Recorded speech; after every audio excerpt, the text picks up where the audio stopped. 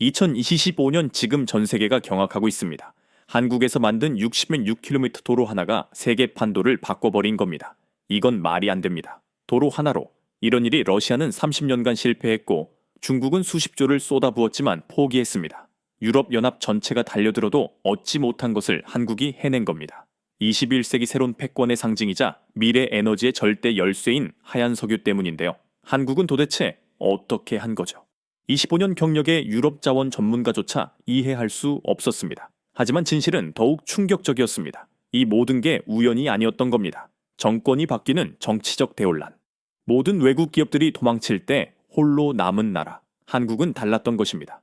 도대체 그 나라에서 무슨 일이 있었던 걸까요? 이야기 시작하기 전에 좋아요와 구독 버튼 가볍게 한번 눌러주시면 저 감동 이야기 서은비에게 정말 따뜻한 경력이 됩니다. 지금 어디에서 이 영상을 시청하고 계신지 아래 댓글에 나눠주세요. 저는 마르틴 밀러입니다. 독일 프랑크푸르트에서 태어나 국제개발은행에서 25년간 프로젝트 평가관으로 일해왔습니다. 세계 곳곳의 개발 프로젝트를 평가하며 한 가지 확신하게 된 것이 있어요. 외국 기업들은 결국 자신들의 이익만 챙기고 떠난다는 겁니다. 중앙아시아는 제가 가장 오래 분석해온 지역이죠. 소련 해체 이후 30년 넘게 이 지역을 지켜봤습니다. 러시아, 중국, 유럽, 미국 모든 강대국 이곳의 자원을 노리고 있었어요. 하지만 결과는 늘 같았습니다. 자원만 빼가고 현지 사람들에게는 환경 파괴와 부채만 남겨두고 갔죠. 카자흐스탄도 마찬가지였어요. 세계 최대 우라늄 매장국이면서도 정작 자국민들은 제대로 된 도로 하나 없어서 고생하고 있었거든요. 알마티에서 다른 도시로 가려면 구소련 시절 만들어진 낡은 2차선 도로를 이용해야 했습니다. 비가 오면 진흙탕이 되고 겨울이면 얼어붙어서 교통사고가 끊이지 않았어요. 2022년 말 한국이 알마티 외곽의 순환도로를 건설한다는 소식을 들었습니다. 처음엔 그냥 또 다른 외국 기업의 진출 정도로 생각했죠. 그런데 뭔가 이상했어요. 다른 나라 기업들과는 접근 방식이 달랐습니다. 먼저 계약 방식부터 달랐어요. 보통 외국 기업들은 건설만 하고 끝입니다. 그런데 한국은 BOT 방식으로 16년간 운영과 유지 관리까지 책임지겠다고 했어요. 이게 무슨 의미인지 아시죠? 단순히 짓고 떠나는 게 아니라 끝까지 책임지겠다는 뜻이거든요. 두 번째로 놀란 건 민관 협력 사업이라는 점이었어요.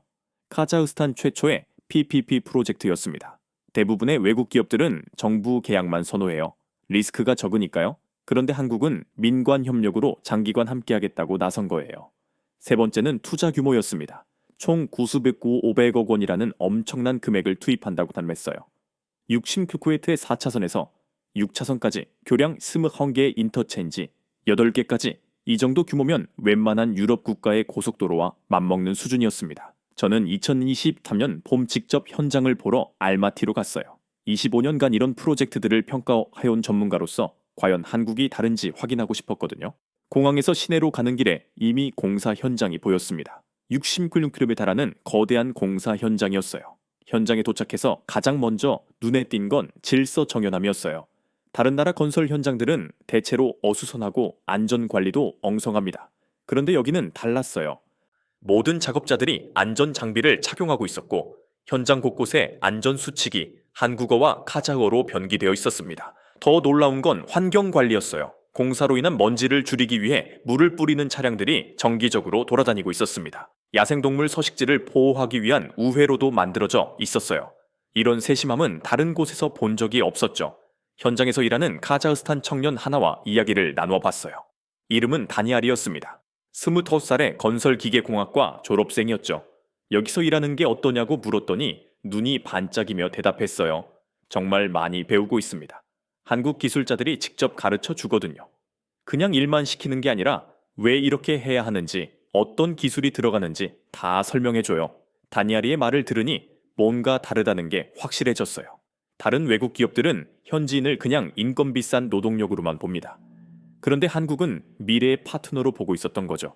현장 관리자를 만나달라고 했더니 이상훈이라는 한국인 기술자가 나왔어요. 40대 초반으로 보이는 그는 무뚝뚝해 보였지만 현장에 대한 애정이 넘쳤습니다. SK의 코플랜트에서 파견된 스마트 건설 기술 총괄이라고 했어요. 왜 이렇게 공을 들이느냐고 물었더니 이상훈은 잠깐 생각하더니 이렇게 답했습니다. 저희가 여기서 하는 일이 한국의 이미지가 되잖아요. 대충 하면 안 되죠. 그리고 여기 사람들이 우리를 믿고 맡겨준 거니까 제대로 해드려야죠. 정말 단순한 대답이었지만 그 안에 진심이 느껴졌어요. 이익만 추구하는 게 아니라 자부심과 책임감을 갖고 있었습니다. 그런데 이상훈이 덧붙인 말이 더 인상적이었어요. 사실 처음엔 걱정도 많았어요. 카자흐스탄 분들이 우리를 믿어줄까 싶어서요. 그런데 진심으로 대하니까 마음을 열어주시더라고요. 그날 오후 저는 공사 현장을 더 자세히 둘러봤습니다. 배수시설 하나하나까지 정말 꼼꼼하게 만들어지고 있었어요.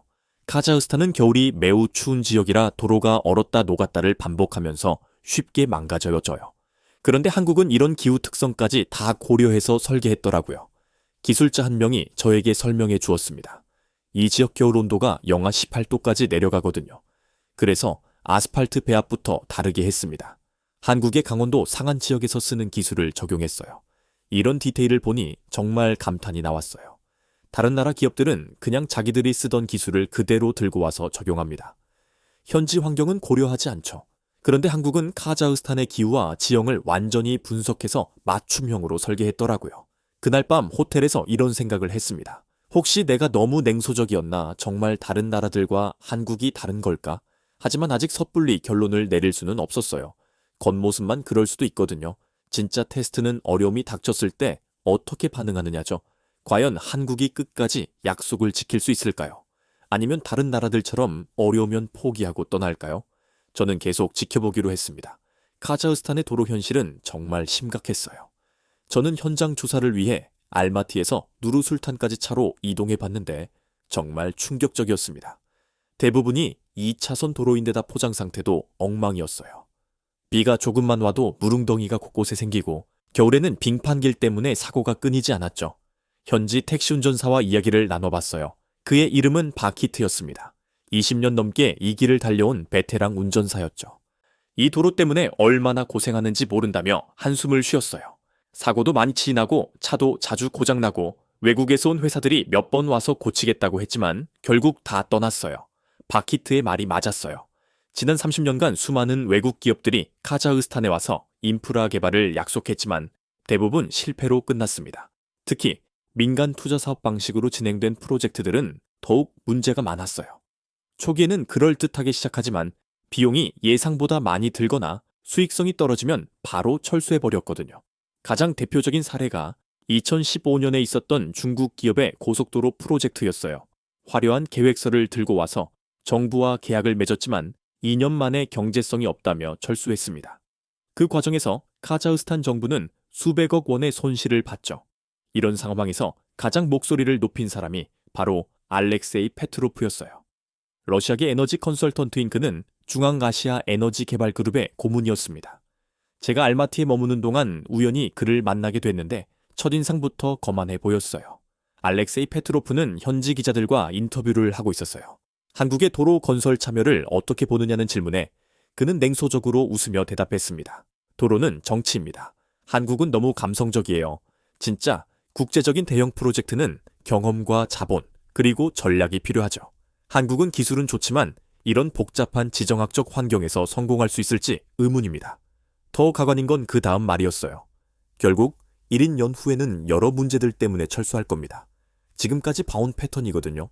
이런 곳은 러시아나 중국이 해야 해요. 이 말을 듣는 순간 정말 화가 났어요. 아직 시작도 안 했는데 벌써 실패를 단정짓고 있었습니다. 더 황당한 건 현지 언론들이 이런 말을 그대로 받아 적고 있다는 거였죠. 알렉세이 페트로프는 계속해서 부정적인 여론을 조성했어요. 한국 기업들도 결국 자기들 이익만 챙기고 갈 것이다. 카자흐스탄 사람들이 또 실망하게 될 것이다. 라며 언론 인터뷰를 계속했습니다. 현지 카페에서 사람들 이야기를 들어보 니 정말 안타까웠어요. 젊은 대학생들조차 또 외국 회사가 와서 돈만 벌고 갈 거야 라며 체념하고 있었습니다. 30년 동안 너무 많이 당해서 이제는 아예 기대를 안 하는 거죠. 한 현지 대학 교수와 이야기를 나눠봤는데 그분 말이 정말 가슴 아팠어요. 우리 학생들한테 뭐라고 말해줘야 할지 모르겠어요. 희망을 가지라고 해야 할까요? 아니면 현실을 받아들이라고 해야 할까요? 이런 상황에서 가장 큰 문제는 신뢰의 부재였어요. 카자흐스탄 사람들은 외국 기업을 믿지 않았습니다. 약속은 화려하게 하지만 결국 자기들 이익만 챙기고 떠날 거라고 생각했죠. 알렉세이 페트로프 같은 사람들이 계속 그런 인식을 부추기고 있었고요. 더 심각한 건 정부 관계자들조차 회의적이었다는 점이에요. 카자흐스탄 교통부 간부 한 명과 비공식 만남을 가졌는데 그도 솔직하게 털어놨습니다.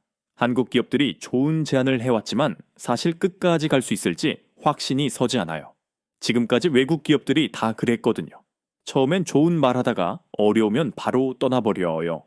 이런 불신의 분위기 속에서 한국 기업들이 과연 버틸 수 있을까 싶었어요.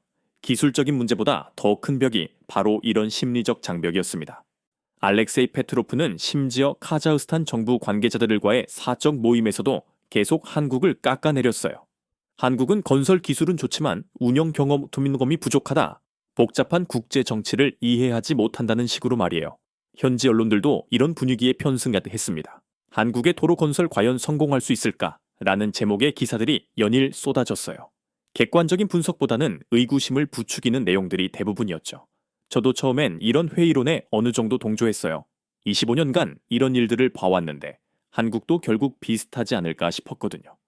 하지만 현장에서 직접 본 한국 기술자들의 모습은 뭔가 달랐습니다. 그들은 주변의 회의적인 시선에도 불구하고 묵묵히 자신들의 일을 해나가고 있었어요. 이상훈 현장 소장은 이런 말을 했습니다. 처음엔 서운했죠. 우리가 진심으로 좋은 일 하려고 왔는데 의심받으니까요. 하지만 말로는 안 되더라고요. 그냥 결과로 보여드리는 수밖에 없어요. 정말 답답한 상황이었어요. 한쪽에서는 알렉세이 페트롤프 같은 사람들이 계속 불신을 조장하고 다른 한쪽에서는 한국 사람들이 묵묵히 일하고 있었습니다. 과연 누가 오를까요? 시간이 지나면 답이 나올 거라고 생각했어요. 2023년 여름이 되자 변화가 시작됐어요. 한국의 알마티 외곽순 허단도로 공사가 본격적으로 진행되면서 눈에 띄는 성과들이 나타나기 시작했습니다.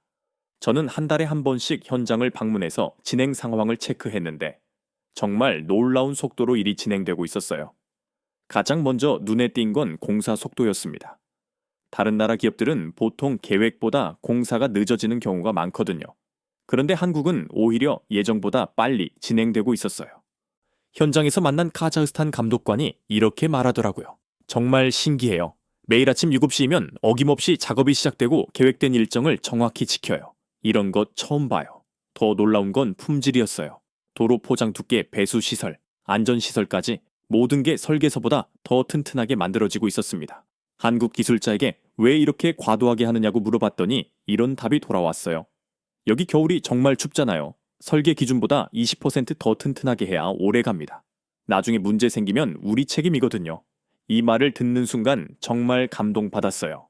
단순히 계약서에 있는 최소 기준만 맞추는 게 아니라 정말 오래 쓸 수 있도록 만들고 있었던 거죠. 지능형 교통 결제 시스템도 주목할 만했습니다. ITPS라고 불리는 이 시스템은 자동화된 무인 요금 징수를 통해 도로 운영의 효율성을 높이는 최신 기술이었어요. 카자흐스탄에서는 처음 도입되는 시스템이었습니다. 현지 인력 교육도 체계적으로 이루어지고 있었어요. 앞서 만났던 다니아르를 다시 만나봤는데 정말 달라져 있었습니다. 한국 기술자들로부터 배운 선진 건설 기법을 다른 동료들에게 가르치고 있더라고요. 이제 저도 작은 팀을 맡게 됐어요. 한국 분들이 가르쳐준 방식으로 후배들을 교육하고 있습니다. 정말 자부심이 생겨요. 다니아르뿐만 아니라 현장에서 일하는 카자흐스탄 청년들 모두가 활기에 차 있었어요. 단순히 일자리를 얻은 게 아니라 기술을 배우고 성장할 수 있다는 희망을 갖게 된 거죠. 이상훈 현장 소장과 다시 이야기를 나눠봤어요. 처음 만났을 때보다 훨씬 편안해 보였습니다. 현지 사람들과의 관계도 많이 좋아진 것 같았고요. 처음엔 정말 어려웠어요. 언어도 안 통하고 작업 방식도 다르고. 그런데 진심으로 대하다 보니까 마음을 열어주시더라고요. 이제는 가족 같아요. 실제로 현장에서 보니 한국 기술자들과 카자흐스탄 직원들이 정말 가족처럼 지내고 있었어요. 점심시간에는 함께 모여서 밥을 먹고 저녁에는 카자흐스탄 전통차를 마시며 담소를 나누고 있었습니다. 기술 전수도 정말 체계적이었어요. 한국에서 가져온 최신 건설 장비 사용법부터 시작해서 품질 관리 방법, 안전 관리 시스템까지 모든 걸 단계별로 교육하고 있었습니다. 그리고 이 모든 과정이 한국어와 카자흐어로 된 매뉴얼로 문서화되어 있었어요. 환경보호 측면에서도 놀라운 성과가 있었어요. 공사 구간에 있던 야생동물 서식지를 보호하기 위해 우회로를 만들었는데 오히려 생태계가 더 풍부해졌다는 현지 환경단체의 보고서가 나왔습니다. 현지 환경운동가 중 하나인 아이고르과 이야기를 나눠봤어요. 그녀는 처음에 도로 건설을 강력히 반대했던 사람이었습니다. 처음엔 정말 걱정했어요. 또 환경을 파괴하는 개발이 될 줄 알았거든요. 그런데 한국 사람들은 달랐어요. 환경 영향 평가를 정말 철저히 했고 동물들이 지나다닐 수 있는 통로도 만들어줬어요. 아이고르의 말에 따르면 한국 기업은 공사 전부터 현지 환경단체들과 지속적으로 소통했다고 타사닥해요. 그들의 의견을 듣고 설계에 반영했죠. 이런 접근 방식은 정말 처음 봤다고 하더라고요. 6월 말 드디어 알마티 외곽순환 도로가 완공됐어요. 개통식에 참석해봤는데 정말 감동적이었습니다. 60주민의 4차선에서 6차선 도로가 알마티를 둘러싸고 있는 모습은 정말 장관이었어요. 개통식에서 카자흐스탄 토카예프 대통령이 직접 참석해서 축사를 했어요. 이 도로는 단순한 인프라가 아니라 한국과 카자흐스탄의 우정을 상징하는 길이라고 말했습니다.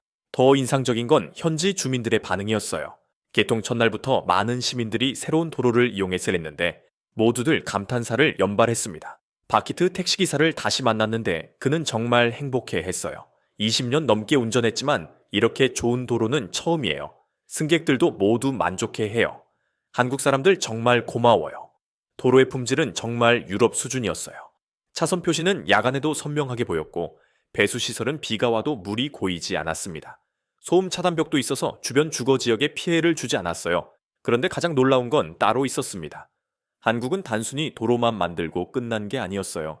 16년간의 운영 유지 관리 계약을 통해 지속적으로 도로 상태를 관리하겠다고 약속했거든요. 현지 교통부 관계자와 이야기를 나눠보니 이게 얼마나 혁신적인지 알 수 있었어요. 보통 외국 기업들은 만들어 놓고 떠나거든요. 그러면 유지 보수는 우리가 해야 하는데 예산도 부족하고 기수도 없어서 금세 망가져요.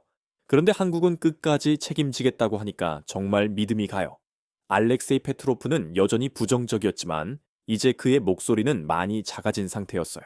실제 결과가 나오니까 더 이상 반박할 말이 없었던 거죠. 하지만 저는 아직 완전히 확신하지 못했어요. 도로 건설은 성공했지만 과연 한국이 더 큰 그림을 그리고 있는 건지 궁금했습니다. 정말 카자흐스탄의 장기적인 발전을 생각하고 있는 건지, 아니면 단순히 이번 프로젝트만 성공시키고 마는 건지 말이에요. 도로 개통 이후에도 의심의 목소리는 완전히 사라지지 않았어요. 특히 알렉세이 페트로프는 더욱 공격적으로 나왔습니다. 그는 현지 언론과의 인터뷰에서 이렇게 말했어요. 도로 하나 잘 만들었다고 뭐가 달라져 버져요. 결국 한국도 이익을 위해서 온 거죠. 진짜 시험은 지금부터입니다. 그러던 중 저에게 특별한 만남이 있었어요. 제 조카인 소피아가 알마티를 방문한 겁니다. 소피아는 20대 후반의 유엔 지속 가능 발전 컨설턴트로 제네바 본부에서 활동하고 있었어요. 삼촌 또 다른 환경 파괴 프로젝트를 응원하고 계시는 거예요. 소피아는 공항에서 만나자마자 이렇게 말했어요. 개발은 늘 파괴였어요. 도로를 만든다는 건 자연을 파괴한다는 뜻이잖아요. 소피아와 함께 현장을 둘러보기로 했어요. 그런데 현장에서 만난 환경 담당자의 설명을 듣고 나니 소피아의 표정이 조금씩 바뀌기 시작했습니다. 저희는 공사 전에 2년간 환경 영향 평가를 했습니다. 이 지역에 서식하는 모든 동식물을 조사했고 그들이 피해받지 않도록 설계를 수정했어요. 환경 담당자는 소피아를 야생동물 이동 통로로 안내했어요. 도로 밑으로 동물들이 자유롭게 지나다닐 수 있는 터널이 만들어져 있었습니다. 이건 정말 처음 봐요. 소피아가 놀란 목소리로 말했습니다. 유엔에서도 이 정도로 세심하게 환경을 고려하는 프로젝트는 많지 않아요. 더 놀라운 건 따로 있었어요. 한국 기업은 공사 과정에서 나온 흙을 이용해서 근처에 작은 공원을 만들어줬습니다. 오히려 녹지 면적이 늘어났다고 했어요. 이상해요. 개발 프로젝트가 환경을 보호한다니 이런 건 처음 봐요. 그런데 며칠 후 더 놀라운 소식을 들었어요. 한국이 도로 건설뿐만 아니라 광물 탐색도 관심을 보이고 있다는 겁니다. 특히 리튬과 히토리우 분야에서 카자흐스탄과 협력하고 싶어 한다는 소식이었어요. 이 소식을 들은 알렉세이 페트로프는 더욱 공격적으로 나왔습니다. 봐요. 결국 자원이 목적이었잖아요. 도로는 미끼였던 거예요. 현지 언론들도 다시 의구심을 표했어요. 한국의 진짜 목적은 광물 자원이었나. 저 같은 제목의 기사들이 나오기 시작했습니다. 소피아도 다시 의심하기 시작했어요. 역시 그냥 자원을 노리고 온 거였네요.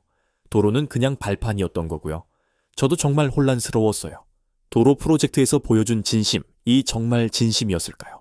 아니면 더 큰 목표를 위한 수단이었을까요? 하지만 이상훈 현장 소장에게 직접 물어봤을 때 이런 답이 돌아왔어요. 솔직히 말씀드리면 회사에서도 처음엔 비용 때문에 걱정했어요. 하지만 대표님이 이렇게 말씀하시더라고요. 우리가 여기서 하는 일이 한국의 이미지가 된다. 당장의 이익보다 장기적인 신뢰가 더 중요하다고요. 이상훈의 말을 듣고 나니 조금씩 이해가 되기 시작했어요. 한국은 단순히 이번 프로젝트의 성공만 생각하는 게 아니라 장기적인 관계를 염두에 두고 있었던 거죠. 그 후 정말 놀라운 일이 일어났어요. 한국지질자원연구원에서 정민철 박사가 이끄는 탐사팀이 카자흐스탄에 왔습니다. 하지만 그들의 접근 방식은 다른 나라와는 완전히 달랐어요. 먼저 현지 주민들과 만나서 설명회를 열었습니다. 정민철 박사가 마을 사람들에게 이렇게 말했어요. 저희는 이 지역의 리튬과 히토류를 조사하려고 합니다. 하지만 여러분의 동의 없이는 절대 진행하지 않겠어요. 그리고 만약 개발이 된다면 이익을 현지 주민들과 나누겠습니다. 마을이장인 세리크는 처음엔 경계심을 드러냈어요. 또 외국 사람들이 와서 우리 땅을 파헤치려고 하는군요. 지금까지 그런 사람들은 다 자기들 이익만 챙기고 갔어요.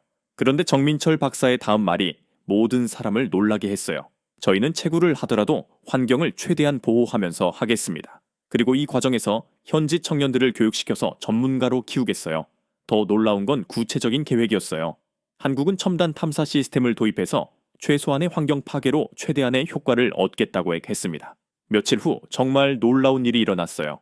한국 탐사팀이 시범적으로 작은 지역에서 탐사를 시작했는데 그 과정을 완전히 공개한 겁니다. 현지 환경단체 대표들과 주민 대표들을 모두 초대해서 실시간으로 보여준 거죠. 저와 소피아도 함께 참관했는데 정말 충격적이었어요. 최신 드론과 인공지능을 활용해서 땅을 파지 않고도 지하 매장량을 정확히 측정하고 있었습니다. 기존 방식이라면 곳곳을 파헤쳐야 했을 텐데 한국의 기술은 환경에 거의 피해를 주지 않았어요. 현지 환경단체 대표인 아이골이 놀라며 말했어요. 이런 기술이 있는 줄 몰랐어요. 정말 환경을 파괴하지 않고도 탐사가 가능하네요. 소피아도 점점 마음이 바뀌기 시작했어요. 삼촌 이상해요. 제가 알던 자원개발과는 완전히 달라요. 정말 환경을 생각하면서 하고 있어요. 더 놀라운 건 인력 교육이었어요. 한국은 현지 청년들을 선발해서 광물 탐사 기술을 가르치기 시작했습니다. 6개월간의 집중교육 프로그램이었는데 한국에서 최신 장비와 전문가들을 모두 가져와서 진행했어요. 교육에 참여한 아이다를 하는 청년과 이야기를 나눠봤어요. 그는 지질학과를 졸업했지만 일자리가 없어서 식당에서 일하고 있었다고 했습니다. 정말 꿈만 같아요. 제가 전공한 걸 제대로 활용할 수 있게 됐어요. 한국 전문가들이 정말 친절하게 가르쳐 주세요. 그냥 기술만 가르치는 게 아니라 왜 이렇게 해야 하는지, 어떤 원리인지까지 다 설명해줘요. 아이다르의 말을 들으니 도로 건설 때와 똑같은 패턴이었어요. 한국은 단순히 자원만 가져가려는 게 아니라 현지 사람들이 스스로 할 수 있도록 도와주고 있었던 거죠. 하지만 곧 이 모든 의문에 대한 답을 찾을 수 있을 것 같았어요. 한국이 과연 어떤 방식으로 광물 협력을 진행할지 지켜보면 될 거니까요.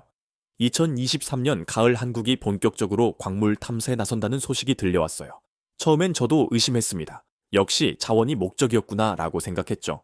하지만 한국의 접근 방식은 또 달랐어요. 10월 말 정말 놀라운 소식이 들려왔어요. 카라간다주에서 세계 최대 규모의 히토류 매장지가 발견됐다는 겁니다.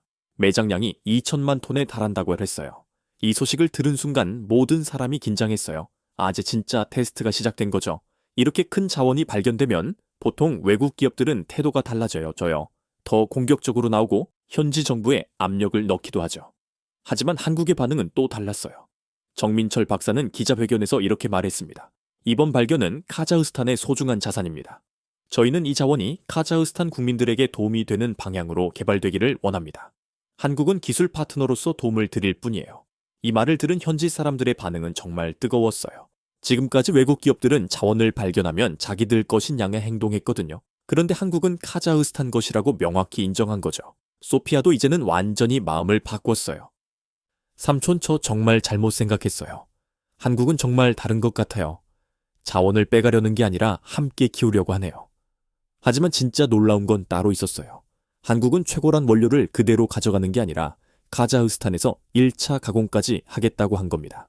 정민철 박사가 설명해줬어요. 우리는 원료 수입국이 아니라 기술 파트너가 되고 싶어요. 카자흐스탄이 원료 수출국에서 가공품 수출국으로 발전할 수 있도록 도울 거예요. 이게 얼마나 혁신적인지 아시나요?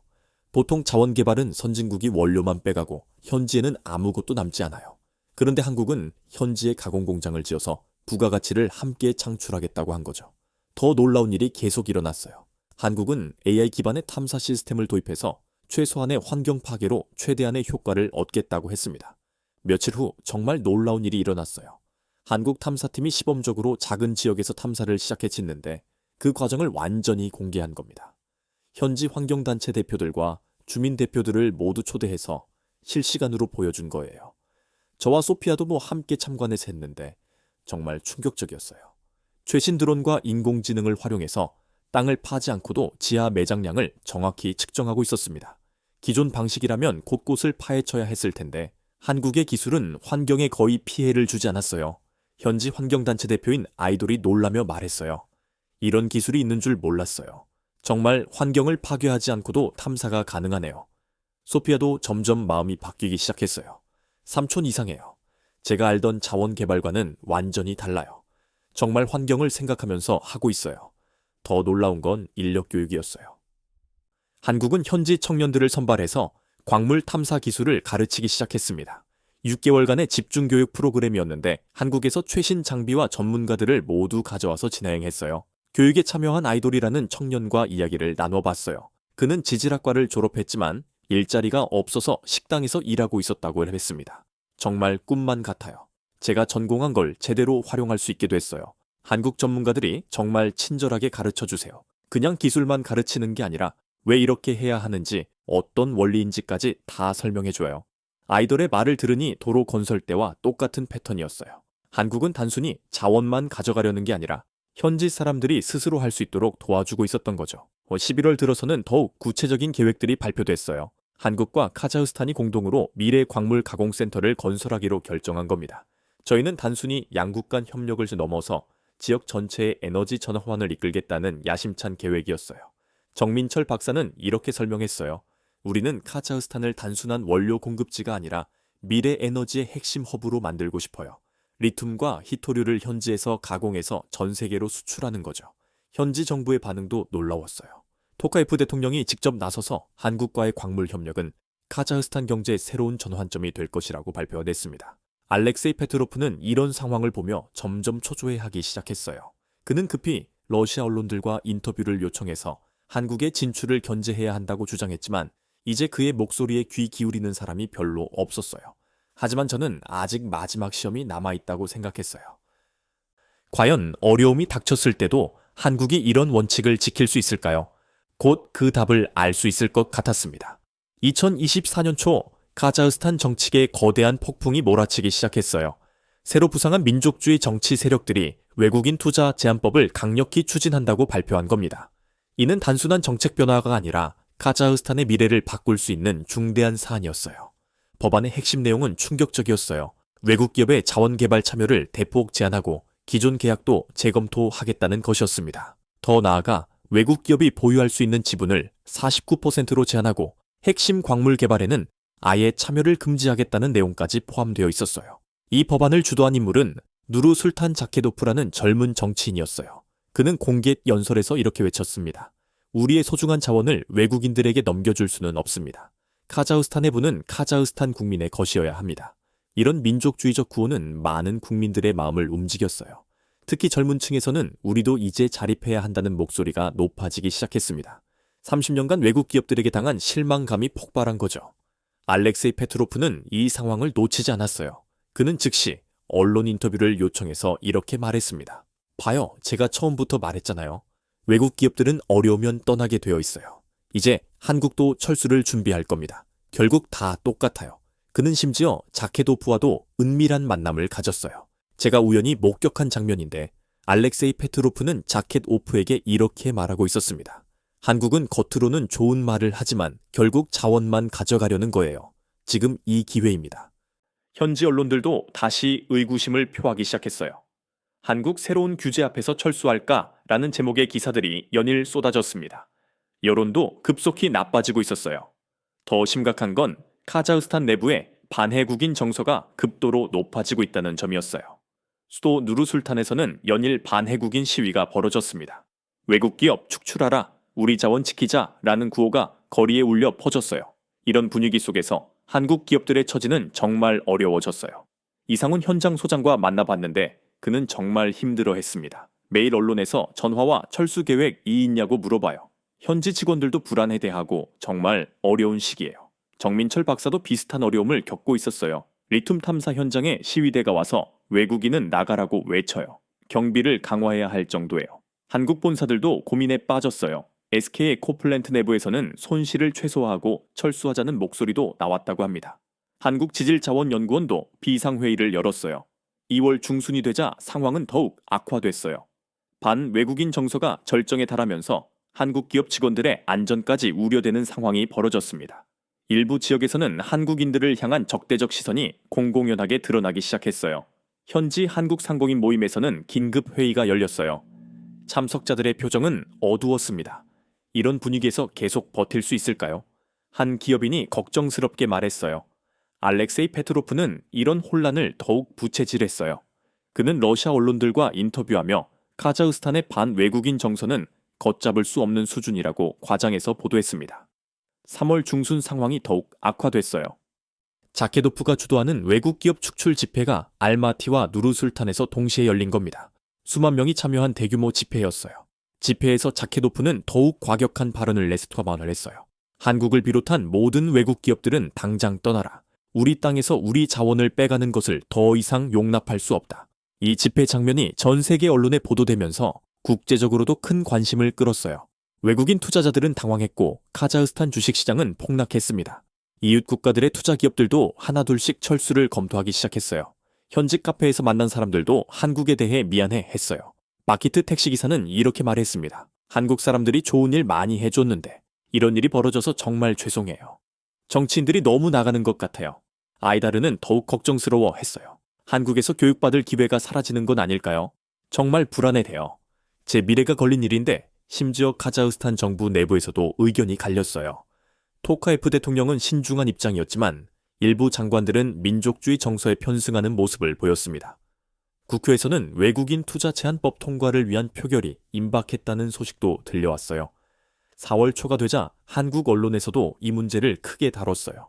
카자흐스탄 반환 정서 확산 한국 기업들, 철수 위기라는 제목의 기사들이 쏟아졌습니다. 국내 여론도 굳이 위험을 감수하면서까지 그곳에 있어야 하나라는 의견이 나오기 시작했어요. 저도 정말 걱정됐어요. 지금까지 한국이 보여준 모든 노력이 물거품이 될 수도 있겠다는 생각이 들었거든요. 소피아도 이런 상황을 어떻게 봐야 할지 혼란스러워 했어요. 삼촌 이제 한국도 떠날까요? 정말 끝까지 함께 할 수 있을까요? 정치적 상황이 이렇게 악화되면 기업들이 버티기 어렵잖아요. 그런데 4월 10일 완전히 예상치 못한 소식이 들려왔어요. 한국 정부가 카자흐스탄과의 협력을 더욱 강화하겠다고 발표한 겁니다. 그리고 윤석열 대통령이 직접 카자흐스탄을 방문해서 토카예프 대통령과 정상회담을 갖겠다고 했어요. 이 소식을 들은 순간 정말 놀랐어요. 보통 이런 어려운 시기에는 관계를 최소화하려고 하는데 한국은 오히려 적극적으로 나선 거였죠. 이는 정말 역발상이었습니다. 윤석열 대통령의 카자흐스탄 방문 발표는 정말 모든 사람을 놀라게 하였어요. 알렉세이 페트로프는 당황한 기색을 감추지 못했습니다. 이해할 수 없네요. 왜 이런 위험을 감수하려고 하는 걸까요? 정치적 자살행위예요. 현지 언론들도 놀라워했어요. 카자흐스탄 최대 일관지인 카자흐스탄스카야, 프라우다는 한국 역풍 속에서도 협력 의지 표명이라는 제목으로 일면을 장식했습니다. 기자들은 다른 외국 정상들은 모두 방문을 연기하고 있는데 한국만 온다며 신기해했어요. 더 놀라운 건 한국 기업들의 반응이었어요. 어려운 상황에도 불구하고 아무도 철수를 거론하지 않았습니다. 오히려 현지 직원들에게 끝까지 함께하겠다는 메시지를 전달했어요. 이상훈 현장 소장은 직원들과의 회의에서 이렇게 말했어요. 어려운 시기이지만 우리는 약속을 지키겠어요. 여러분과 함께 시작한 일을 끝까지 해내고 싶어요. 한국은 도망치지 않습니다. 정민철 박사도 리튬 탐사팀 직원들에게 비슷한 메시지를 전했어요. 우리는 단순히 자원을 가져가려는 게 아니에요. 카자흐스탄과 함께 성장하려고 온 거예요. 그 마음은 변하지 않습니다. 이런 한국의 태도를 본 현지 사람들의 반응이 조금씩 바뀌기 시작했어요. 한국은 정말 다른 것 같다는 말들이 나오기 시작했습니다. 아이다르는 이렇게 말했어요. 다른 외국 회사들이었다면 벌써 떠났을 거예요. 그런데 한국은 오히려 더 적극적으로 나서고 있어요. 정말 우리와 함께하려는 마음이 진심인 것 같아요. 바키트 택시기사도 감동받았어요. 한국 사람들은 정말 의리가 있어요. 어려울 때 떠나는 게 아니라 더 가까이 와주네요. 4월 말이 되자 흥미로운 변화가 일어나기 시작했어요. 반외국인 시위에 참여했던 일부 시민들이 한국은 예외라는 목소리를 내기 시작한 겁니다.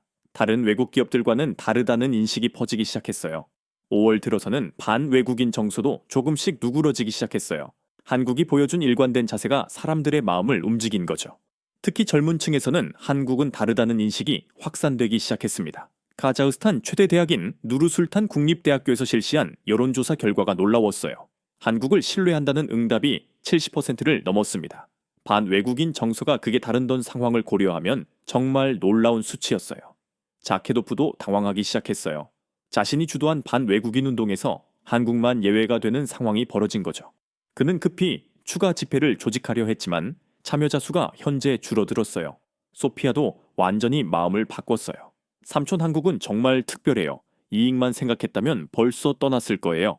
그런데 끝까지 함께 하려고 하니까 정말 감동이에요. 5월 말 카자흐스탄 정부 내에서도 변화가 일어났어요. 토카예프 대통령이 내각회에서 한국과의 협력은 별개로 논의해야 한다고 발언한 겁니다. 이는 사실상 한국을 외국인 투자 제한법 적용 대상에서 제외하겠다는 의미였어요. 6월 5일 카자흐스탄 국회에서 역사적인 일이 벌어졌어요. 외국인 투자 제한법이 통과되긴 했지만 양국 간 특별협정이 체결된 경우는 예외라는 조항이 추가된 겁니다. 이는 사실상 한국을 위한 조항이었어요. 6월 10일 드디어 윤석열 대통령이 카자흐스탄에 도착했어요. 저는 취재진 자격으로 누르술탄 공항에 나가 있었는데 정말 역사적인 순간이었습니다. 이런 어려운 시기에 한국 대통령이 직접 와서 협력 의지를 표명하는 건 정말 드문 일이었거든요. 공항 환영식에서 토카예프 대통령은 감격한 목소리로 말했어요. 어려운 시기에 카자흐스탄을 찾아주신 윤석열 대통령께 깊이 감사드립니다. 이것이 진정한 우정이고 동반자 관계라고 생각합니다. 윤석열 대통령의 답변은 더욱 감동적이었어요. 카자흐스탄은 한국의 소중한 친구입니다. 어려운 시기일수록 진짜 친구가 누구인지 알 수 있죠. 한국은 끝까지 함께하겠습니다. 첫날 밤에 열린 국비 만찬에서는 정말 따뜻한 분위기가 연출됐어요. 토카예프 대통령은 건배사에서 이렇게 말했습니다. 한국은 카자흐스탄이 가장 어려울 때 함께해준 진정한 친구입니다. 이런 우정은 영원히 기억될 것입니다. 다음 날인 6월 11일 드디어 정상회담이 시작됐어요. 저는 기자회견장에서 이 역사적인 순간을 지켜봤습니다. 회담은 예정된 2시간을 훌쩍 넘겨 4시간 가까이 진행됐어요. 회담 결과 발표는 정말 놀라웠어요. 총 37건의 협력 문서가 체결됐는데 그 규모와 범위가 상상을 초월했습니다. 양해각서 3북4수건 합의문일건 합의이사록 1건으로 구성된 이 협력 패키지는 양국 관계를 완전히 새로운 차원으로 끌어올리는 내용이었어요. 핵심은 핵심 광물 공급망 협력 파트너십 양해각서였어요. 리투머라늄, 크롬, 히토류 등 카자흐스탄의 주요 광물을 한국이 탐사, 채굴, 재련하는 전 과정에서 협력하겠다는 내용이었습니다. 하지만 여기서 가장 놀라운 건 협력 방식이었어요. 한국이 일방적으로 가져가는 게 아니라 카자흐스탄과 공동으로 개발해서 이익을 나누겠다는 것이었죠. 더 나아가 카자흐스탄을 단순한 원료 공급국이 아닌 가공기지로 만들겠다는 계획도 포함되어 있었어요. 정민철 박사가 기자들에게 설명했어요. 우리는 빼가는 것이 아니라 함께 키우는 것입니다. 카자흐스탄이 자원 강국을 더 포스트하는 걸 넘어 가공 강국이 될 수 있도록 도울 거예요. 희소금속 상용화 기술 협력 양해각서도 체결됐어요. 한국산업기술진흥원과 카자흐스탄 국가기술예측센터가 함께 희소금속 추출 및 가공 기술을 공동 연구하고 전문 인력을 양성하며 기업 간 교류를 지원하기로 하였습니다. 인프라 분야에서도 놀라운 합의가 이루어졌어요. 도로 건설 성공 경험을 바탕으로 철도, 공항, 디지털 인프라까지 확장하겠다는 것이었죠. 한국도로공사와 카자흐스탄 도로공사 간의 기술 교류도 더욱 강화하기로 했어요. 더욱 감동적인 건 인력 교육 프로그램이었어요. 카자흐스탄 청년 1만 명을 한국에서 교육시켜서 미래 인재로 키우겠다는 계획이었습니다. 과학기술, 공학경영, 디지털 등 모든 분야에서 최고 수준의 교육을 제공하겠다고 하면서요. 현지 반응은 정말 뜨거웠어요. 처음엔 회의적이던 사람들도 이런 구체적인 계획을 보고 나니 믿음을 갖기 시작했습니다. 아이더루와 다시 만나봤는데 그는 정말 감격해 했어요. 제가 한국에서 공부할 수 있다니 꿈만 같아요. 진짜 한국은 약속을 지키는 나라네요. 6월 13일 윤석열 대통령의 카자흐스탄 방문이 끝났어요. 하지만 이는 끝이 아니라 새로운 시작이었습니다. 알렉세이 페트로프는 이 모든 과정을 지켜보며 완전히 귀가 꺾인 상태였어요. 그의 모든 예측이 빗나갔고 이제 더 이상 누구도 그의 말에 귀 기울이지 않았습니다. 2024년 하반기부터 정말 놀라운 변화들이 시작됐어요. 윤석열 대통령의 방문 이후 한국과 카자흐스탄의 협력이 말 그대로 폭발적으로 확산된 겁니다. 저는 이 모든 과정을 지켜보면서 정말 경이로웠어요. 가장 먼저 눈에 띈 변화는 리튬 개발이었어요. 한국지질자원연구원과 SK의 코플랜트가 본격적으로 리튬 탐사에 나선 결과 카라간다주에서 세계 최고 품질의 리튬 매장지를 확인했습니다. 매장량만 10만 톤이 넘는다고 했어요. 더 놀라운 건 개발 방식이었어요. 기존의 리튬 개발은 환경 파괴가 심각했는데 한국은 친환경 추출 기술을 도입했습니다. 물 사용량을 90% 줄이고 토양 오염도 최소화하는 혁신적인 방법이었어요. 현지 환경단체 대표인 아이돌이 이렇게 말했어요. 정말 믿기지 않아요. 리튬 개발이 이렇게 깨끗하게 될 수 있다니 한국 기술은 정말 놀라워요. 히토류 개발도 본격화됐어요. 2천만 톤 규모의 매장지에서 한국이 최우선 개발권을 확보했습니다. 하지만 여기서도 한국의 철학은 달랐어요. 최고란 원료를 그대로 가져가는 게 아니라 카자흐스탄에서 1차 가공까지 하겠다고 한 거예요. 정민철 박사가 설명해줬어요. 우리는 원료 수입국이 아니라 기술 파트너가 되고 싶어요. 카자흐스탄이 원료 수출국에서 가공품 수출국으로 발전할 수 있도록 도울 거예요. 이게 얼마나 혁신적인지 아시나요? 보통 자원 개발은 선진국이 원료만 빼가고 현지에는 아무것도 남지 않아요. 그런데 한국은 현지에 가공 공장을 지어서 부가가치를 함께 창출하겠다고 한 거죠. 도로 분야에서도 놀라운 일이 일어났어요. 알마티 외곽 수납탄 도로에 성공을 본 카자흐스탄 정부가 한국식 도로 표준을 전국에 적용하기로 결정한 겁니다. 앞으로 카자흐스탄에 건설되는 모든 주요 도로는 한국 기준으로 만들어지게 됐어요. 이상훈 현장 소장은 정말 감격해했어요. 처음에는 66km 도로 하나였는데 이제 나라 전체 기준이 됐어요. 정말 꿈 같아요. 이어서 더욱 놀라운 소식이 들려왔어요. 카자흐스탄이 한국과 공동으로 중앙아시아 리튬 가공 허브를 건설하기로 결정한 겁니다. 저희는 단순히 양국 간 협력을 넘어서 지역 전체의 에너지 전환만을 이끌겠다는 야심찬 계획이었어요. 그 후 한국에서 첫 번째 카자흐스탄 청년 교육생 1,000명이 도착했어요.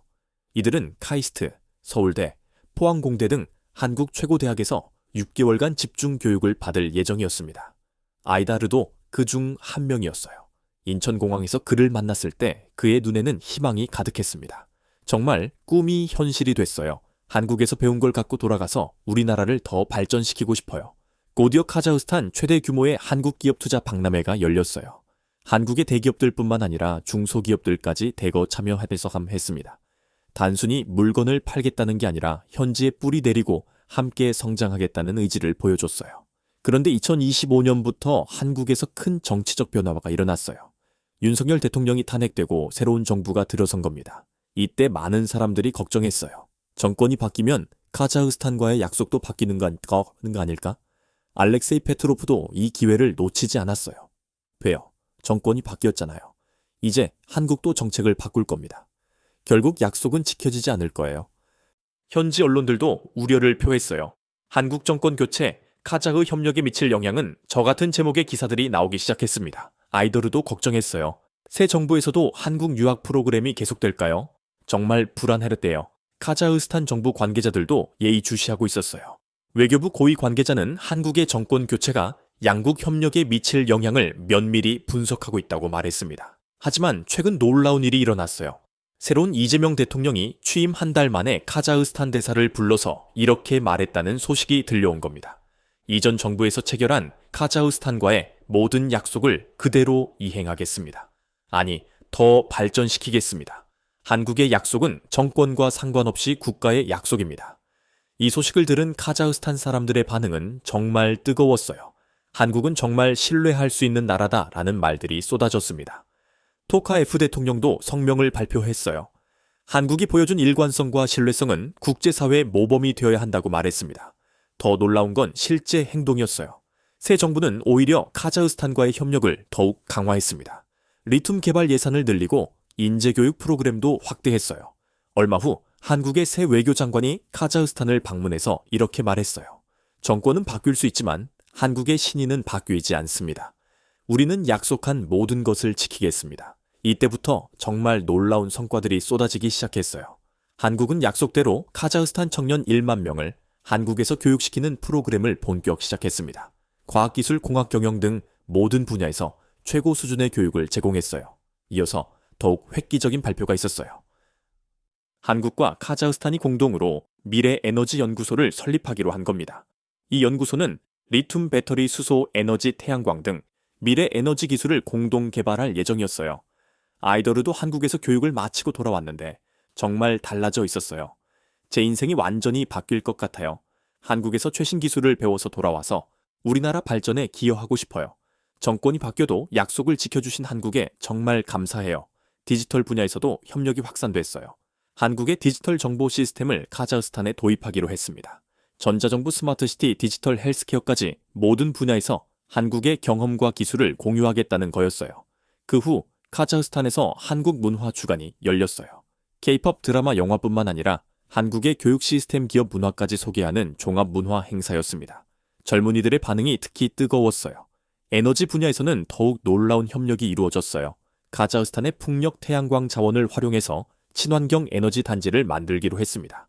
한국의 기술과 카자흐스탄의 자원이 결합된 완벽한 파트너십이었어요. 최근 정말 감동적인 장면이 연출됐어요.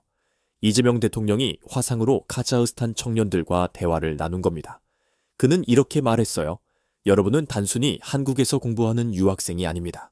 한국과 카자흐스탄의 미래를 함께 만들어갈 동반자들입니다. 정권이 바뀌어도 이 약속은 변하지 않을 것입니다. 이런 변화들을 지켜본 현지 사람들의 반응은 정말 뜨거웠어요. 이제 한국에 대한 인식이 완전히 바뀌었습니다. 바게트 택시기사가 이런 말을 했어요. 한국은 정말 특별한 나라예요. 정권이 바뀌어도 약속을 지키잖아요. 우리에게 고기를 주는 게 아니라 고기 잡는 법을 가르쳐주고 있어요. 대학생들의 반응도 인상적이었어요. 이제 카자흐스탄도 선진국이 될 수 있을 것 같아요. 한국이 길을 보여주고 있거든요. 그리고 그 길은 정권이 바뀌어도 계속 열려 있어요. 알렉세이 페트로프는 이제 완전히 소외됐어요. 그의 부정적인 예측은 모두 빗나갔고 특히 정권 교체되면 약속 파괴될 것이라는 예측이 완전히 틀렸죠. 현지에서 그를 찾는 사람도 없어졌습니다. 결국 그는 조용히 카자흐스탄을 떠났어요. 반면 한국 기업들은 계속 늘어나고 있었어요. 두산에너빌리티, 현대 엔지니어링, 포스코, LG 에너지 솔루션 등 한국의 대표 기업들이 모두 카자흐스탄에 진출했습니다. 기아 자동차도 현지 조립 공장을 완공해서 중앙아시아 전체에 수출하기 시작했어요. 메이드 인 카자흐스탄 한국차가 주변국들로 수출되는 놀라운 일이 벌어진 거죠. 최근 카자흐스탄 정부가 특별한 발표를 했어요. 한국을 카자흐스탄의 전략적 동반자 1호국으로 지정한다는 겁니다. 이는 다른 어떤 나라도 받지 못한 특별한 지휘였어요. 무엇보다 놀라운 건 카자흐스탄 사람들의 변화였어요. 이제 그들은 자신감을 갖기 시작했습니다. 우리도 할 수 있다는 믿음이 생긴 거죠. 젊은 기업가들도 늘어났어요. 한국에서 배운 기술과 경험을 바탕으로 창업하는 청년들이 계속 나타나고 있었습니다. 현지 언론들은 이를 한국 효과라고 부르기 시작했어요. 소피아는 이제 완전히 한국의 팬이 됐어요. 삼촌 한국은 정말 21세 기영 선진국이에요. 힘으로 지배하는 게 아니라 함께 성장하는 방식으로 영향력을 확산하고 있어요. 그리고 정권이 바뀌어도 신의를 지키는 나라예요. 저는 지금까지 2년 반 동안의 취재를 정리하면서 정말 감동받았어요.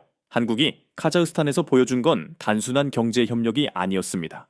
그들은 새로운 국제 협력의 모델을 제시했어요. 가장 인상적인 건 정권이 바뀌어도 약속을 지킨다는 점이었어요. 보통 나라들은 정권이 바뀌면 이전 정부의 정책을 뒤바꿔요. 그런데 한국은 달랐습니다. 국가의 약속이라는 개념으로 접근한 거죠. 토카에프 대통령이 최근 기자회견에서 한 말이 모든 걸 요약해줬어요.